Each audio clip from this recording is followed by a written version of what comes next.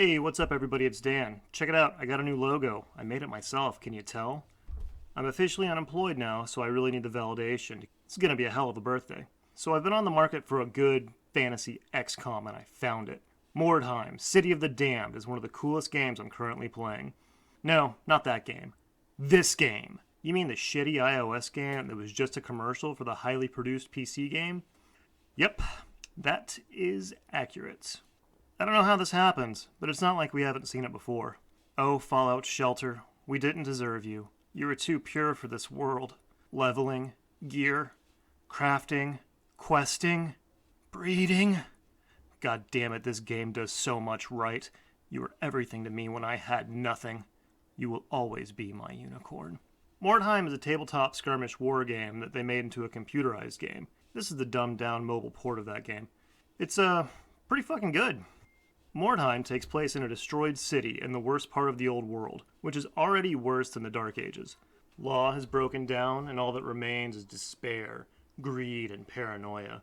The world is full of religious zealots, war, poverty, and vermin. Now, I would still rather live there than in America. Fuck, this last month has been awful. Living in this country is like living in some bullshit Ray Bradbury story where the fucking president is Steve-O. Well, I guess he saw Blackfish. Jesus, don't let him see Tiger King. Ha! My jokes are as fresh as my reviews. Mordheim is engaging, and I am never bored, confused, or frustrated. For as simple as the game is, the rules are deep and allow for the exploration of a lot of different strategies. It's got that really good XCOM feel. Maneuver, combat, cover, cache. What gives the game a lot of soul is it's a mobile PvP game with real consequences. Your guys can fucking die. That's not a bad deal for a game I play exclusively on the toilet. But most importantly, the game is fast. I can go to the bathroom at work, play 2 rounds, get back to the meeting to find my boss still monologuing and I haven't missed anything. And I need to hammer this point home. The game is a very specific value proposition. There are better games out there, but for a free-to-play mobile game played exclusively while stealing time at work, it cannot be beat by any other mobile game. I mean, except for Fallout Shelter. Shit, you just can't top that game. Mordheim fits right in the pocket. It's a good representation of the tabletop. It's complex enough to be interesting, and it's fast. Just real quick. If you start now, you can download the game and probably get 3 games in by the end of this review. Seriously. See, where this game dominates is the time value of money. You can play Mordheim so quickly that all the paywalls are redundant. 100 fate points cost $26. Each fate point is worth like 15 gold. So 1500 gold costs $26. Each gold is worth 1.7 cents each. Game lasts what, 90 seconds? You make 45 gold on any map pretty consistently. Fuck it, I'm bored. Alright, let's break it down. Most of what I love about this game starts with what isn't in the game. There's no fucking character tiers like with shards or whatever. The grind is entirely tactical. No stupid gear leveling, whatever, picking up whatever widget and jamming it into whatever urn. Fuck, I hate that shit. Did you play that fucking Star Trek game where you have to go back in time and send crewmen to their death to get Janeway or fucking coffee? Fuck! No energy limits, no bullshit time gates on stupid research, no global chat with idiots barking, no fucking random ass grab bags. Fuck that shit, that bullshit ruined mobile gaming.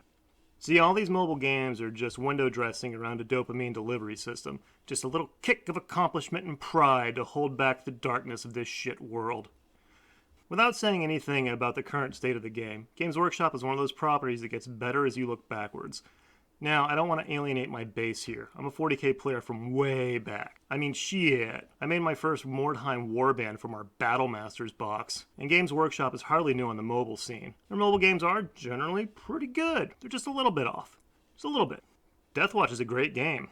A little pricey, a little two-dimensional. Warhammer Quest is a great game. The second one is even better. It's just right up my alley. I mean, right up there. But it's just too complicated. Might as well play some German board game in my grandma's basement. And I don't really want to talk about Freeblade because my save got deleted again. It's a great game, but it just paywalls fucking everything.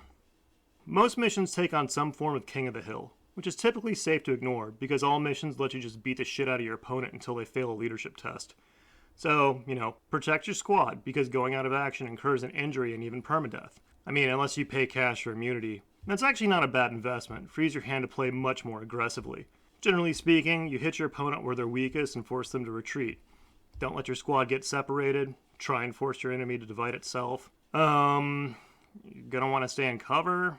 Yeah, that's it. That's the tactical rundown. At the end of the battle, you get paid in shards, which you then convert to gold. Yeah, it's kind of a pointless mechanic, but functionally, the more shards you sell, the less gold you get per shard. So you should be inventorying a lot of shards to maximize your payoff. So even if you don't win, you still get paid from your backlog of shards. So whatever, it doesn't matter how effective you are in any particular game. What matters is the number of games you can play quickly to maximize my utility of time. Yeah, fast. Gotta play fast. So I designed my squad to be fast, tanky dudes that just run right in. Not a lot of strategy, but it plays well without time-consuming setup because the odds are 1 out of 1 that I'm taking a crap while playing. But seriously, keep your guys in cover. After a couple games, you're going to start to get an idea of how many variables are at play here. Leadership, weapons, armor, experience, whatever. I'm not going to talk about the different squad and character builds and strategies here, because there's a lot of strategies out there and they're all pretty well documented and tend to follow typical Games Workshop tradition. Alpha Strikes, Death Stars, Gun Lines, and Blob Guard. Once you get a few levels in, you're actually going to spend most of your time contemplating strategies, character builds, and loadouts. I highly recommend building towards this deliberately and early as opposed to winging it like I tried. And this is the best part of any game, when your time not playing is occupied by your desire to strategize and you find yourself beginning to scheme like a goddamn Romulan. You make decisions in hopes of finding the right bit of gear to make your sniper work a little bit better. You'll grind through battles just to roll the right gear. This is called anticipation, and it's how you know you're having fun with your brain. Alright, let's talk strategy. See, when I talk about strategy, what I'm really talking about is synergy. This is how your own skills and traits become force multipliers. Basically, stats are good. Wounds, weapon skill, ballistic skill. Then you start to consider synergies and such. I recommend classic builds, but I think you can pull off a spell sword if you're motivated. Melee, tanks, archers, riflemen, pistoleros are pretty common. Even these weird blunderbuss pincushions seem to work out okay, even though they're cheesy as fuck. Melee is pretty self-explanatory, but there's a lot of dimensions to figure out. Archers tend to start out pretty weak, but once you get the right perks, they start throwing down shitloads of damage in a relatively quick pace. So I'll remind you again to stay in cover. There's a good amount of depth and equipment without crossing into adjective spaghetti. A sword is a sword. It's actually pretty refreshing. You get armor and weapons, helmets, and rare gear exists. It's found in the store randomly after a mission. Pay attention because it may give you a perk that you don't need to buy from your skill tree. And it doesn't do anything for the game, but you can fiddle with your paint scheme. You're not actually playing in some musty game store, but it's a nice touch and helps complete the illusion, especially if you're roasting in your own Dutch oven. Jesus, who produces all this stock photography? Where your gear gets really interesting is little pocket items that give you little perks. My fancy hat gives me a leadership perk. My pistolero gets custom black powder. This cloak makes my dude a fucking tar pit. But each of your characters is a discrete unit, and that unit must be both internally consistent and have proper synergies. If you have a melee tank but start giving him range skills to make him more versatile, you're actually making him inefficient. So it's all gotta be worth something on the battlefield. Let me explain. While the meta of this game is maximized by the utility of your time, battlefield mechanics are a little different, and it's not really based on tactics. It's about managing your damage output relative to your gang rating. But it's not a simple maximization solution, because your gang rating defines your tier. For every point in your gang rating, you want to be able to maximize your ability to get a return. A return in blood. And this is the heart and soul of the game. If you want to be the toughest guy in the block, you better keep it trim and clean it up. Your gang rating is entirely fluid, so cut the dead weight. No shame in moving to a smaller block to beat up smaller kids. I like to keep my squad full to absorb some wounds, but I have a core of about 4 dudes who just keep stacking levels. I regularly fire a lot of guys just to push my rating down while increasing my relative strength versus my now lower tier. PvP is done pretty well and it's a great addition to the game. It's much harder. Tactics start figuring into things.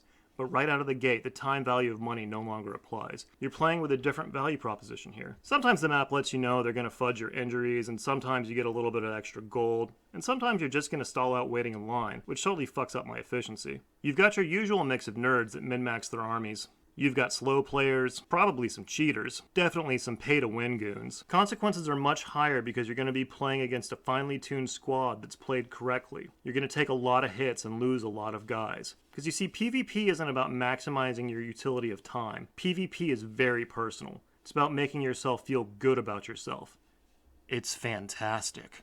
It's much more thrilling and incredibly satisfying to outflank your opponent, punch through their defenses, and beat the fucking shit out of his champion. It's frankly satisfying to know the other player is going to have to spend their hard-earned nickels in order to heal a unit they can't live without. And while you don't need to play it, even having it there is soothing in some way. It's what gives the game its color. It's what prevents life itself from being reduced to its basest commodity. In a vague sense, it is happiness itself, reminding you of better times when you were young and hope could still be seen on the approaching horizon. I enjoy PvP. I only have a few complaints about the game. Where are the goblins? That's a little point, I don't really fucking care. Maps are a little repetitive. No, the biggest issue, and this has nothing to do with the game, is that I'm so fucking bored of Games Workshop. It's the same two ideas, Warhammer Fantasy and Warhammer 40k, both of which they've gotten to a well-polished science of sales-driven codex creep, capped off with the corruption of the edition and a reboot. Yes, they have new ideas, but they're all bad, and they serve to erode the patina of mystery and imagination they've allowed to bloom across their lore for a long time. Whatever. But speaking of their second idea, with Necromunda coming out, the futuristic companion to Mordheim, the fanfare has been underwhelming, and I'm hearing rumors that the game developers are running into cash flow problems. I don't know, I picked that up off of Facebook, but Necromunda was my all-time favorite specialist game, and I sure hope they don't fuck it up. But I know they will, and then people will be comparing it to how good Mordheim was, and they'll stroke their cynical beards and cluck their tongues and look down their noses at me and call me a romantic. More than anything, I hope they make a mobile version of Necromunda like they did with Mordheim, and I hope it's just Fallout Shelter with PvP. Oh, Fallout Shelter. Oh, I love you so much. I will never stop. I will never stop loving you. Never. God, all this talk about Fallout Shelter makes me think of some other Bethesda properties. Can you imagine how amazing a skin swap of Fallout Shelter to the Elder Scrolls would have been? You make a village, recruit heroes, and go on adventures, and that's a blacksmith. That's an armorer. No, not that! That game's fucking garbage! Fuck, I'm depressed. All said, I give Fallout Shelter 10 out of 10. Perfect game.